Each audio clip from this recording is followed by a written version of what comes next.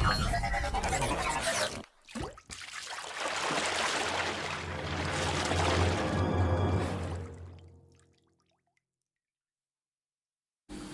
শিক্ষার্থীরা, গণিত ক্লাসে স্বাগতম। আশা করি সবাই ভালো আছো। আমরা আজকে তোমাদের অষ্টম শ্রেণীর প্যাটার্ন চ্যাপ্টার নিয়ে আবারও আলোচনা করব। আমরা প্রথম দিন তো শুধু এটার বেসিক জিনিসগুলো আলোচনা করছি, কিন্তু কোনো প্রকার অঙ্ক সমাধান করিনি। আজকে আমরা সৃজনশীল অঙ্ক সমাধান করব এবং এর সাথে আরও কিছু ইম্পর্টেন্ট জিনিস আমাদের সেদিন আলোচনা করা হয়নি, এরকম কিছু বাদ পড়ে গেছে, আমরা এগুলো আজকে আলোচনা করব। তো চলো দেখা যাক। আজকে আমরা যা আলোচনা করবো তার কিছু অংশ আমরা বোর্ডে অলরেডি লিখে ফেলছি। দেখো, এখানে আমি একটা সৃজনশীল অঙ্ক উঠাইছি। এটা তোমাদের বইয়ের সৃজনশীল।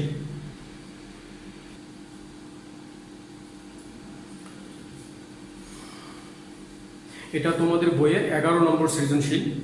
তো এখানে আমরা সেদিনকে যে জিনিসগুলো আলোচনা করছি তার মধ্যে থেকে মোটামুটি একটা জিনিস আমাদের গ নম্বর অঙ্কটা মোটামুটি কমন, আর আমাদের ক এবং খ এটা পুরোপুরি নতুন একটা জিনিস।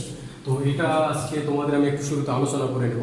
আচ্ছা, আগে আমরা সৃজনশীল উদ্দীপকটা দেখি। আমাদের উদ্দীপকে দেখো আছে কি 5। আচ্ছা, নাম্বারটা লিখে দিচ্ছি।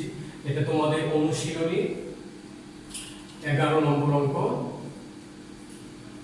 আচ্ছা, তাহলে এখানে উদ্দীপকে আছে কত? 5, 13, 21, 29, 37।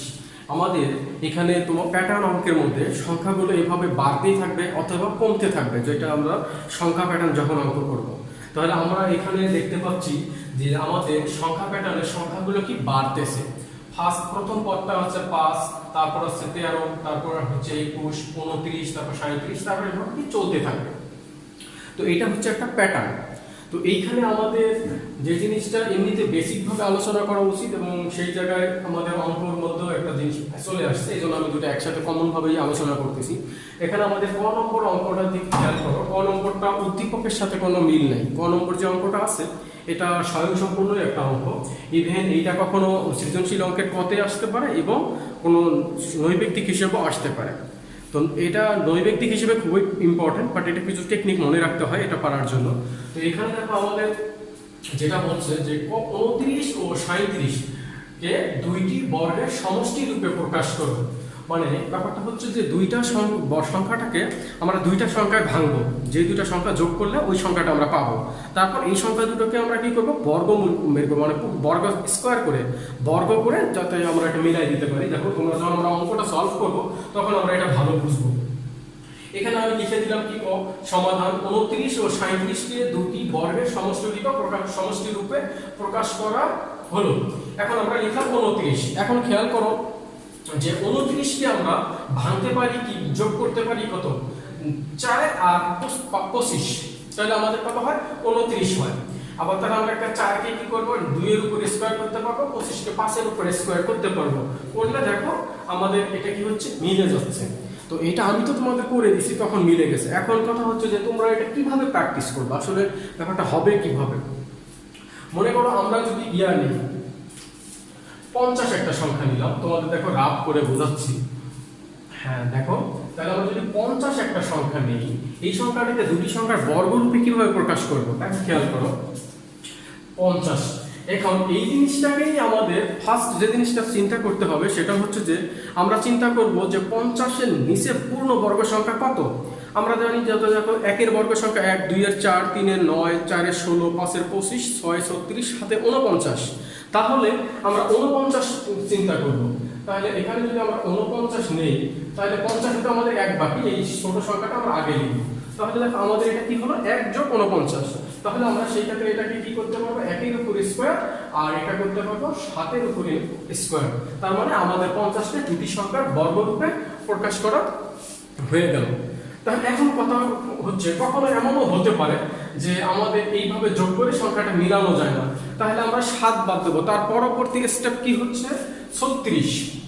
তাহলে আমরা এই সংখ্যাটাকে এইভাবে লিখতে পারতাম, মানে 50 সমান 50 সমান আমরা এটা 6 এবং 36 লিখি, আমাদের বাকি থাকবে কত? 14। হ্যাঁ, এই দুটো সংখ্যা যোগ করলে আমাদের কত হবে? 50 হবে। কিন্তু আমরা 6 কে লিখতে পারবো বর্গ সংখ্যা, কিন্তু 14 আমাদের পূর্ণবর্গ সংখ্যা নয়, আমরা 14কে ওইভাবে লিখতে পারবো না, এভাবে এই জন্য এটা হবে না। তাহলে আমাদের এইভাবে কোনো না কোনো একটা সংখ্যা মিলে যাবে, কিন্তু আমরা চেষ্টা করবো কোনটা থেকে, ওই যেই সংখ্যাটার কথা বলবে ওই সংখ্যার ছোট পূর্ণবর্গ সংখ্যা যেটা ওখান থেকে শুরু করলে আমাদের হিসাবটা মিলে যাবে। আমরা আগে প্রথম বড়টা লিখবো, তারপরে ছোটটা লিখতে পারবো। এটা শিক্ষার্থীরা, এটা তোমাদের বোঝানোর জন্য আমি এটা দেখাইলাম, তাহলে আশা করি তোমরা এই জিনিসটা কিছুটা হলে তোমরা বুঝতে পারছো। এখন খেয়াল করো, আমাদের বলছে 29 আর 37, তাহলে 29টা আমি লিখলাম কি, 29 এর ছোট পূর্ণবর্গ সংখ্যা কত, 25, তাহলে 25 হয় আমাদের কত 5, আর 25 এর সাথে 4 নিলে হয় 29। এখানে আমার দুইটা সংখ্যাকে বর্গ করে আমরা মেলানো যায়, তাহলে এটা একটা হয়ে গেল, 29 একটা হয়ে গেল।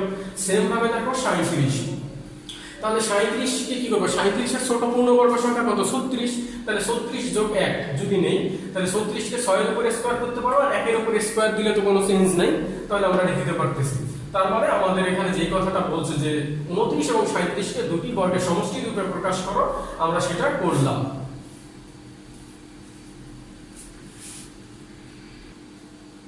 তো শিক্ষার্থী বন্ধুরা, আমাদের এইটা নৈর্ব্যক্তিকের ক্ষেত্রে তোমাদের বলতে পারে যে 37-এর পূর্ণবর্গ সংখ্যা, দুটি সংখ্যার পূর্ণবর্গ সংখ্যা রূপে প্রকাশ করা রূপটি কোনটি, তখন তুমি আমাদের নৈর্ব্যক্তিক এরকম আদার্স অপশনের সাথে এটাও থাকবে, আমাদের এটা দিতে হবে। ইভেন ভেরি ভেরি ইম্পর্টেন্ট যে নৈর্ব্যক্তিকটা, যেমন আমাদের বলে 1 থেকে 100 এর মধ্যে দুটি সংখ্যার বর্গ রূপে প্রকাশ করা যায় এমন সংখ্যা কয়টি, এটা হচ্ছে আমাদের 35টি। অর্থাৎ 1 থেকে 100 পর্যন্ত আমাদের টোটাল সংখ্যা 100টা, 100টার মধ্যে এরকম 35টা সংখ্যা আছে, যে 35টা সংখ্যাকে এরকম দুইটি সংখ্যার বর্গরূপে প্রকাশ করা যাবে। তো এটা আমাদের নৈর্ব্যক্তিকের জন্য খুব ইম্পর্টেন্ট একটা জিনিস, সেটা আমাদের মুখস্থ রাখতে হবে, 35টি সংখ্যাকে মুখস্থ বর্গরূপে প্রকাশ করা যায়। তো আমরা এখানে শিক্ষার্থী বন্ধুরা তাহলে ক আমাদের কমপ্লিট আশা করি। এখন খতে যাই, খটা পুরো নতুন একটা জিনিস, আমরা খ এরকম কখনো তোমরা এখনো করো নাই অঙ্ক। তো আমরা এখন যদি দেখি এটা, তাহলে এই আমাদের এটা খ হচ্ছে টোটালি উদ্দীপক রিলেটেড। তাহলে এখানে আছে তালিকার পরবর্তী 4টি সংখ্যা নির্ণয় করো। তালিকার পরবর্তী, দেখো আমাদের এই তালিকাটাতে 1 2 3 4 5 5টা সংখ্যা দেয়া আছে। আমরা যদি মুখে মুখে হিসাব করি তাহলে আমরা এটা সংখ্যাগুলো বের করতে পারবো। খেয়াল করো, এখানে আছে 5, 5-এর পর 13 আছে। আমরা যদি এগুলো আঙ্গুলেও হিসাব করি তাহলে আমরা বুঝতে পারতেছি যে সংখ্যাগুলো দেখা যাচ্ছে যে 8 করে ব্যবধান বাড়ছে। দেখো 5-এর পর 8 বাড়লে হয় 13, 13-এর পর 8 বাড়লে হয় 21, 21-এর পর 8 বাড়লে হয় 37। তার মানে পরবর্তী 4টি পদ, তাহলে 37-এর সাথে আর 8 যোগ করলে আমরা যত পাবো, আমরা কত পাবো, 45 পাবো। তাহলে পরবর্তী প্রথম পদটা হবে 45, আবার সেই 45-এর সাথে যদি আমরা আবার 8 যোগ করি তাহলে আমরা পাবো কত, 53। তাহলে পরবর্তী এইভাবে আমাদের 4টা পদ বের করে দিলে হবে, আমরা আনসারগুলো মুখে মুখে বলে দিতে পারি। কিন্তু আমাদের যেহেতু এখানে অঙ্ক আকারে আসছে, তাহলে আমাদের তো মুখে বলতে হবে না, আমাদের করে দেখাইতে হবে। আর যদি নৈর্ব্যক্তিক আসে তাহলে আমরা মুখে হিসাব করে বের করে দিতে পারবো। তাহলে এই অঙ্কটা আমাদের যেভাবে, এই অঙ্কটা না, এটা হচ্ছে এরকম তালিকার পরবর্তী তোমার বেসিক্যালি 2টা পদ বের করতে বলে, 4টা খুব কম বের করতে বলে। যদি 2টা পদ বের করবে না, আমরা 2টা বের করবো। এখানে 4টা বের করতে বলছে, 4টা। কিন্তু সবচেয়ে মজার ব্যাপার হচ্ছে এই অঙ্কটার সিস্টেমটা, এই টাইপের অঙ্ক যতগুলো আছে সবগুলো একইভাবে করতে হবে। আমরা যখন 2-3টা করবো তখন আমাদের কাছে এটা ইজি হয়ে যাবে। এখন আমরা দেখো সমাধানটা দেখো, এর সমাধানে আমরা লিখবো কি, প্রদত্ত তালিকার সংখ্যাগুলো, প্রদত্ত তালিকা তার মানে এই যে সংখ্যাগুলো যেটা আছে, প্রদত্ত তালিকার সংখ্যাগুলো যতটা সংখ্যা থাকবে আমাদের ততটা সংখ্যাই উঠাইতে হবে। আর অবশ্যই অবশ্যই এইটার শেষে ডট ডট দিতে হবে, তার কারণ এটা একটা অসীম ধারা, এই ধারাটা শেষ নেই। তো এই জন্য এখানে আমাদের ডট ডট দিতে হবে। ইভেন তার পাশাপাশি নিচের লাইনে লিখতে হবে পাশাপাশি 2টি সংখ্যার পদ পার্থক্য। আমরা চেষ্টা করব এইখানে একটু স্পেস রাখা, তাহলে আমাদের 2টা লাইন দেওয়ার পর যেন এই 2টা জিনিসের একটা মানে ব্যালেন্স হয়, যাতে আমাদের মানে এরকম আমি যেভাবে তোমাদের এখানে করে দিয়েছি ঠিক এইভাবে করতে পারো। এই জন্য তোমরা একটু জায়গা ছেড়ে লেখার চেষ্টা করবো। তাহলে আমরা যদি এখানে সংখ্যাগুলো লিখলাম, তারপরে লিখলাম কি পাশাপাশি 2টি সংখ্যার পদ পার্থক্য। তাহলে পাশাপাশি 2টি সংখ্যার পদ পার্থক্য, এখানে আমরা অলওয়েজ কি করব, দ্বিতীয় পদ থেকে আমরা প্রথম পদটা বিয়োগ করব। মানে দেখা গেল দ্বিতীয় পদ কত, 13, 13 বিয়োগ 5, তাহলে কত হয় 8। তারপরে আমরা কি করব, তৃতীয় পদ থেকে দ্বিতীয় পদ বিয়োগ করব, মানে 21 বিয়োগ 13 সমান সমান কত হবে 8।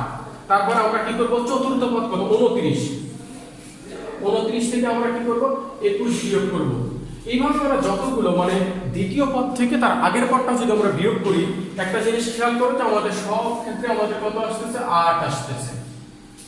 সেই আমরা এইখানে এইটা এরকম ভি এর মতো করে দিব, ভি এর মতো করে দিয়ে আমরা এখানে 8 8 8 8 করে লিখবো, এবং মনে রাখতে হবে শেষে আমাদের অবশ্যই dot dot dot dot dot দিতে হবে।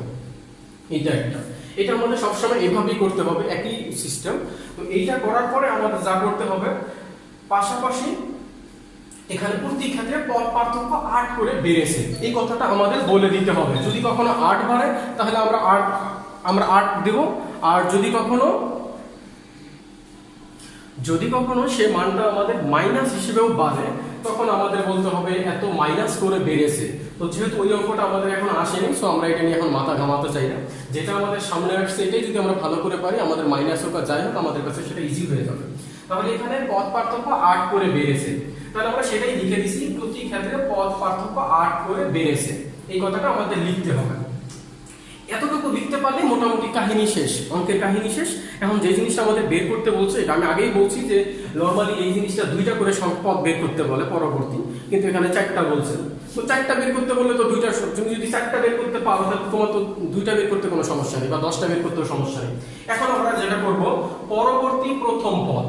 পরবর্তী প্রথম পদ মানে হচ্ছে আমাদের যে প্যাটার্নটা আছে, এই প্যাটার্নটা কোথায় গিয়ে আপাতত শেষ হয়েছে, 37-এ গিয়ে। তাহলে এর পরের পদটা কত হবে? তাই এই পরের পদটা হচ্ছে প্রথম পদ। তাহলে আমাদের যেভাবে লিখতে হবে, পরবর্তী প্রথম পদ, আমাদের শেষ যেই পদটা আছে সেই পদটা আগে আমরা উঠাবো 37।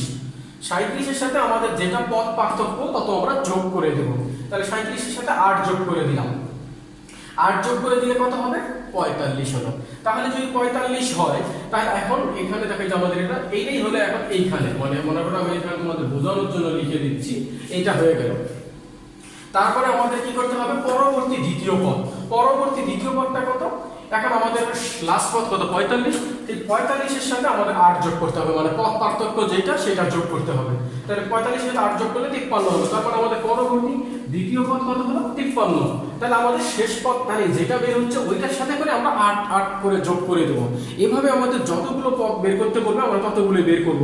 মনে করো যদি 10টাও বের করতে বলে আমরা বের করতে পারবো। তাহলে দেখো খেয়াল করো, এইটা হচ্ছে এইভাবে আমরা চতুর্থ পদ পর্যন্ত বের করে দিছি, মানে এটাই হচ্ছে আনসার। এখন শিক্ষার্থী বন্ধুরা, তোমাদের এইখানে আমি একটা জিনিস দেখাবো, সেটা হচ্ছে যে তোমরা তো এটা আশা করি বুঝতে পারছো, এই জন্য আমি এই জিনিসটা মুছে দিচ্ছি রাতটা। এইখানে তোমাদের এখন একটা জিনিস দেখাবো, এই জিনিসটা, হ্যাঁ, এইভাবে যদি আমাদের বলে যে 50তম পদ পর্যন্ত বের করো, বা 50তম পদটি কত, আসলে আমাদেরকে এইভাবে বের করা, এই তৃতীয় পদ, চতুর্থ পদ, পঞ্চম পদ, ষষ্ঠ পদ, সপ্তম পদ, অষ্টম পদ করে আমাদের 50তম পদে যেতে বিশাল একটা ক্যালকুলেশন করতে হবে। অর্থাৎ একটা 4 মার্কসের অঙ্ক করতে আমাদের হাফ ঘন্টা 1 ঘন্টা চলে যাবে। তাহলে এটার জন্য একটা শর্টকাট কিভাবে করতে পারবো, এর জন্য আমরা তোমাদের বীজগণিতীয় রাশি যেটা করবো, আমরা প্রথম লেকচারে এটা সামান্য কিছু জিনিস আলোচনা করা হয়েছে। এখানে দেখো, এটা আমরা যদি একটা বীজগণিতীয় রাশি মনে করো, সেটা একটা সূত্র টাইপ, যে সূত্র দিয়ে তোমাকে যদি বলে যে এই সিরিজটা, এই প্যাটার্নটা 1000তম পদ কত, তুমি সেটাও সহজে বের করতে পারতো, অথবা 1,00,000তম পদ কত সেটাও আমাদের খুব মিনিটের মধ্যেই বের করে দেওয়া সম্ভব। এখন সেটার জন্য আমাদের যেটা করতে হবে, এখন খেয়াল করো সবাই, এইখানে আমাদের প্যাটার্নটা আমাদের এতটুকু করতে হবে, আমাদের সেই সূত্রটা বের করার জন্য এতটুকু করতে হবে। দেখো আমাদের এখানে কত আছে? 8 আছে। এখানে যদি 8 থাকে, আমাদের প্রথম পদটা দেখো, প্রথম পদ হচ্ছে 5। আমরা 5 সমান দিয়ে লিখবো পদ পার্থক্য যত তত 8। আমাদের প্রথম পদের সাথে সমান দিয়ে লিখলে আমরা পদ পার্থক্য যত তত। আসলে কি এই জিনিসটা লেখা যায়?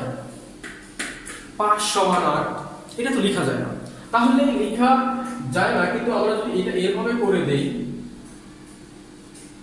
তাহলে কিন্তু লেখা যায়। কেন লেখা যায়? আমাদের এখানে আছে প্রথম পদটা 5, তাহলে আমরা সেটাকে যদি 8 বিয়োগ 3 লিখি তাহলে কিন্তু হয়, মানে 8 বিয়োগ 3 করলে সেই জিনিসটা কত আসবে? 5 আসবে। তার মানে 5 সমান 5 সেটা লেখা যাবে। তাহলে এরকম যদি লেখা যায়, তাহলে আমরা এই জিনিসটা কিভাবে লিখলাম আবারও আমি তোমাদের বলতেছি। দেখো, প্রথম পদটা আগে লিখবো, এটার সাথে পদ পার্থক্যটা লিখে দেবো, সমান পদ পার্থক্য। এখন এই পদ পার্থক্যটা আমি যে এই সংখ্যাতে সমান লিখলাম, আসলে কি সমান? যদি সমান না হয় তাহলে যদি বিয়োগ করা লাগে বিয়োগ করব, আর যদি যোগ করে সমান করা লাগে আমরা যোগ করে নেব। তাহলে আমার এই ক্ষেত্রে বিয়োগ করা লাগছে, 5 এর সমান করতে গেলে 8 থেকে 3 বিয়োগ করা লাগছে। এখন খেয়াল করো, এটা যদি এমন হয়, আবার দ্বিতীয় পদের ক্ষেত্রে খেয়াল করো, দ্বিতীয় পদটা ছিল আমার কত, 13।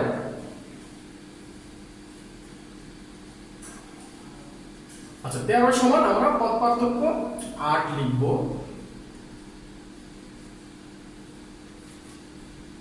আচ্ছা, 8 যদি লিখি তাহলে এখানে আচ্ছা তোমাদের এখানে একটু ইয়া করে দেই,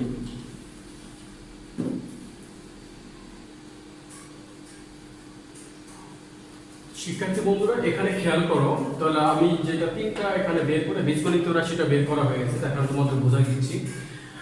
প্রথম পদটা হচ্ছে, সংখ্যাটা হচ্ছে 5, 5 কে আমরা 8 বিয়োগ 3 লিখতে পারি। তাহলে মানে 5 সমান আমাদের পার্থক্য যেটা সেটা লিখবো, 5 সমান যেটা পার্থক্য সেটা। আসলে এটা হচ্ছে কি আমাদের বেশি হয়ে গেল, তাহলে যত বেশি হয় তত বিয়োগ করে দিব।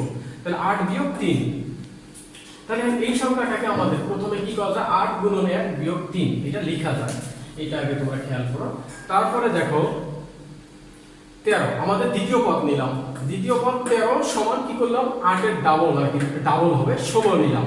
16 নিলে আমাদের 13 হচ্ছে বেশি লেখা হলো কত, 3, সেই আবার 3 বিয়োগ করে দিলাম, তাহলে মিলে গেল। তাহলে আবার এই 8 গুণন 2 বিয়োগ 3, তারপরে আমরা তৃতীয় পদ দিলাম কত, 21। 21 সমান এটা সবসময় 8 এর গুণিতক আকারে বাড়বে, 8 এর গুণিতক আকারে তুমি নাও, তাহলে 21 এর গুণিতক মানে 8 এর গুণিতক এখানে কত হবে, 8 16 24, তারপরে 32 হবে, তারপর 40 হবে, এভাবে আমরা যত নিই আর কি তত বাড়বে। তাহলে আমাদের কত হলো, 21 হলো, সরি 21 থেকে আমরা 24 নিলাম। তাহলে এখান থেকে যদি আমরা 3 বিয়োগ করে দিই তাহলে আমাদের কত হবে, মিলে যাবে। তাহলে এটাকে আমরা 8 গুণন 3 বিয়োগ 3। এখন একটা জিনিস লক্ষণীয় দেখো, যে এইখানে আমাদের কি হচ্ছে, প্রথম সংখ্যাটাতে 8 গুণন 1 হলো, পরের সংখ্যা 8 গুণন 2 হলো, পরের সংখ্যা 8 গুণন 3 হলো। এইভাবে যদি আমরা যেতে থাকি তাহলে এখানে 8 গুণন 4 হবে, 8 গুণন 5 হবে, এইভাবে চলতে থাকবে। তাহলে আমরা এইভাবে যদি কতম পদ পর্যন্ত যাই তাহলে 8 এর সাথে কি হবে, ক গুণ হবে, মানে যেটা আমরা n তম পদ বলি বা কতম পদ বলি, আমরা এখানে কতম পদে বলবো। তাহলে কতম পদ পর্যন্ত গেলে আমরা 8 গুণন হবে, তাই না, যেটা বিয়োগ থাকে সেটা বিয়োগ করে দিলাম। তাহলে এই অঙ্কের হচ্ছে বীজগণিতীয় রাশি কত হচ্ছে, এইটা। এখন দেখো এটা আসলে আমরা তোমাদের প্রুফ করে দিচ্ছি, যদি এটাকে বলা হয় যে এটা আমাদের যেমন এখানে 5তম পদ পর্যন্ত আছে, 1 2 3 4 5, যদি এই ধারাটার বলে, মনে করো যে আচ্ছা ধরে নিলাম 6তম পদ, আমরা যেহেতু বের করছি না, বোর্ড বেস বের করছি, তাহলে 6তম বা 6ষ্ঠ পদ যদি বের করতে বলে তাহলে ক এর মান কত হবে, 6 হবে। দেখো আমরা এটা করে দিচ্ছি, 8 গুণন ক এর মান যদি 6 হয় আর বিয়োগ 3, তাহলে কি হবে, 6 × 48 বিয়োগ 3, তাহলে 48 থেকে 3 বিয়োগ করলে কত হবে, এটা হবে 45। তাহলে আমরা দেখো সেই ষষ্ঠ পদটা অলরেডি আমরা এখানে 45 বের করছি। তাই এরকম বীজগণিতীয় রাশি দিয়ে আমাদের কি করতে হবে, 100তম পদ বের করতে পারবো, 1000তম পদ বের করতে পারবো, 10000তম পদ বের করতে পারবো। এটা খুবই ইম্পর্টেন্ট একটা জিনিস, আমাদের এটা অঙ্ক করতে লাগবে। ইভেন আমাদের যে গ নম্বর অঙ্কটা আছে, এই গ নম্বর অঙ্কের ক্ষেত্রে এই জিনিসটা আমাদের লাগবে। তো চলো আমরা গ নম্বর অঙ্কটা দেখি।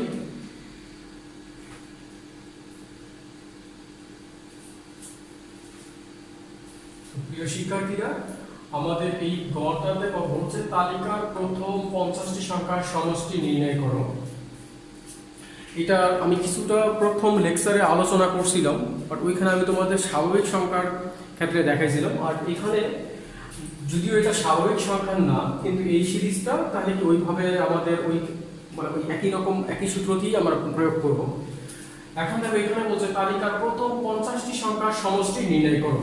তাহলে আমরা এখানে শুধু আমি যেখানে মার্কার লাগাইছি এখানে তোমরা খেয়াল করো যে 50টি পদের সমষ্টির সূত্রটা হচ্ছে কি, প্রথম পদ যোগ শেষ পদ গুণন পদ সংখ্যা ভাগ 2। আমরা এই সূত্র প্রয়োগ করে কিন্তু এটা করতে পারবো, কিন্তু এখানে লক্ষণীয় বিষয় হচ্ছে যে আমরা প্রথম পদ পাইছি, 50টা পদের কথা বলছে, 50টা পদ সংখ্যা পাবো, কিন্তু আমরা 50তম পদটা মানে শেষ পদটা কত হবে আমরা এটা জানি না। তাহলে এর আগে আমি তোমাদের খ নম্বর অঙ্কের সময় যে বীজগণিতীয় রাশিটা বের করা শিখাইলাম, ওই জিনিসটাই আমাদের কাজে লাগাইতে হবে, নাহলে আমরা এইভাবে তৃতীয় চতুর্থ পঞ্চম ষষ্ঠ করে 50তম পদ বের করে তারপর আসতে হবে। তাহলে আমরা এখানে 50তম পদটা কিভাবে বের করলাম, দেখো তালিকার প্রথম সংখ্যা কত, 5, এই আমি 5 এখানে লিখলাম। তাহলে এটা আমি তোমাদের যেটা শিখাইছিলাম 5 কে যেটা পদ পার্থক্য থাকে, আমরা অলরেডি ক্ষয়ের মধ্যে দেখলাম পদ পার্থক্য যত সেটা আগে লিখবো, ওইটা লেখার পর দেখবো আমরা কত বেশি লিখছি না কম লিখছি, সেটা আমরা ব্যালেন্স করব। আমরা দেখা যাচ্ছে 5 থেকে আমরা 8 লিখছি, 8 কোনটা আমরা পদ পার্থক্য যত তত লিখছি, দেখলাম সংখ্যাটা কিন্তু, তাহলে আমরা 3 বেশি লিখছি, তাই 3 বিয়োগ করে দিলাম। এখন এই সংখ্যাটাকে তো এইভাবে লেখা যায় 8 গুণন 1 আর বিয়োগ 3 যা ছিল তাই। এবার 13 মানে আমার তালিকার দ্বিতীয় সংখ্যাটা, সেটা লিখে দিলাম তালিকার দ্বিতীয় সংখ্যা মানে 13 কে লিখলাম। 13 কে আমরা এইটা সবসময় 8-এর যেটা পদ পার্থক্য আমাদের বের হয় এটার গুণিতক আকারে লিখবো, তাহলে এটা 8 কে এখানে 8 2 গুণ 16 2, তাহলে কি লিখলাম 16, তাহলে 13 থেকে আমরা লিখলাম কত 16 থেকে আমরা যদি 3 বিয়োগ করে দিই তাহলে আমরা কত ব্যালেন্স হবে, মানে এটা মিলে যাবে। তাহলে এটাকে আবার 16 এটাকে আমরা করব 8 গুণন 2, এইভাবে আমরা তৃতীয় পার্টটাও করব। এখানে 24 লিখলাম, 21 থেকে 24 মানে 3 বেশি লিখলাম, তাহলে 3 আসলে 24। তাহলে আমরা একটা জিনিস খেয়াল করো, এখানে 8 গুণন 1, এখানে 8 গুণন 2, এখানে 8 গুণন 3, এখানে 8 গুণন 4, এইভাবে সিরিজ বাড়তে থাকবে মানে কতম পদ পর্যন্ত। তাহলে আমরা লিখতে পারি একই ভাবে তালিকার কতম পদ, এটা হচ্ছে কতম পদ। কতম পদ মানে 8 গুণন, এখানে যেমন 1তম পদ 1 গুণন, 2তম পদ 2 গুণন, 3তম পদ 3 গুণন, তাহলে কতম পদে কি হবে ক গুণ হবে। তার মানে এটাই হচ্ছে আমাদের বীজগণিতীয় রাশি। তাহলে বীজগণিতীয় রাশিটা পেয়ে গেলাম। তাহলে একই ভাবে তালিকার 50তম সংখ্যা কত, তাহলে 50তম সংখ্যা মানে কয়ের জায়গায় আমরা 50 বসাই দেব। কয়ের জায়গায় যদি আমরা 50 বসাই দিই তাহলে এটাকে গুণ করলে আমাদের এটা হবে 397। তার মানে আমাদের 50তম পদটা আসবে 397। তাহলে আমরা পেয়ে গেলাম কি শেষ পদও পেয়ে গেলাম। তাহলে এটাই হচ্ছে আমাদের শেষ পদ। এখন তোমরা যদি অঙ্কটা আরো বড় করতে চাও, একটু আরো সুন্দর করতে চাও, তাহলে তোমরা লিখতে পারো এখানে পদ প্রথম পদ এত, মানে প্রথম পদ কত হবে তখন 5, শেষ পদ মানে 50তম পদ 397, পদ পার্থক্য 50, এরকম তুমি লিখতে পারো। আর যদি এইভাবে না করে যদি ডিরেক্ট আমরা এখন লিখে দিই, আমরা জানি সমষ্টি মানে আমাদের 50টা পদের সমষ্টি নির্ণয় করতে হচ্ছে, আমরা এইভাবে করে দিলেও হয়ে যাবে। তাহলে আমরা লিখলাম সমষ্টি, তাহলে সূত্রটা প্রথম পদ যোগ শেষ পদ ভাগ 2 গুণন পদ সংখ্যা। প্রথম পদ কত 5, শেষ পদ মানে 50তম পদ একই 397 ভাগ 2 গুণন 50 পদ সংখ্যা যেটা 50। এখন দেখো এইটা আর এটা কাটা যায়, এটা কাটলে আগে 5 আর 397 যোগ করলে হয় 402, আর এটা কাটলে হয় 25। তাহলে এই 25 এখানে কি হবে গুণ হবে, গুণ হলে এইটা বের হলো। তার মানে আমাদের অঙ্কের আনসার হচ্ছে কত, তাহলে প্রথম 50টা পদের সমষ্টি কত এটা। আমি তোমাদের প্রথম লেকচারেই বলছিলাম যে এই সংখ্যাটা বলতে পারে 60তম পদ, বলতে পারে 120তম পদ, বলতে পারে 100তম পদ। তাহলে সেই ক্ষেত্রে আমরা এখানে কত 50তম পদের মান বের করছি, তাহলে আমরা তখন যদি যেই সংখ্যা বের করতে বলবো আমরা সেই সংখ্যার মান বের করবো। তো শিক্ষার্থী বন্ধুরা আজকে মোটামুটি আমরা যদিও একটা অঙ্ক সলভ করছি, কিন্তু এখানে অনেকগুলো বিষয় আছে যেগুলো তোমাদের জানতেই হবে। তো আশা করি তোমরা বুঝতে পারছো এবং তোমরা এটা এরকম অঙ্ক আরো প্র্যাকটিস করো, এইটা প্র্যাকটিস করো, তাহলে এখানে যে জিনিসগুলো শিখেছি এগুলো শিখতে পারলে আমাদের মোটামুটি অনেক কিছু আমরা পারবো। আর আমরা চেষ্টা করব আরো সামনে আরো কিছু সৃজনশীল আলোচনা করার। তো আজ এ পর্যন্তই, ভালো থাকো, সুস্থ থাকো সবাই, আল্লাহ।